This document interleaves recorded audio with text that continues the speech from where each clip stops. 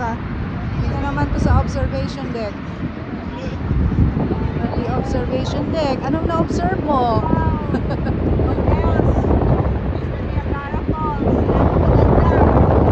Ngunit mo, baka lumipad. Lumipad ka. Yan ang na-observe niya. Sa one of the lifestyle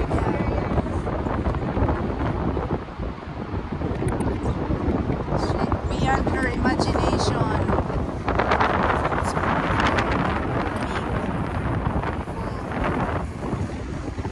It's the Niagara Falls, guys. Enjoy it. Are you enjoying it? This is our tourist. Ito siyang tourist. Ang aming tourist. Ayan. Yan ang sinasabi ko na magandang hagdan malapit doon. Mga people. Enjoy sila. Kama.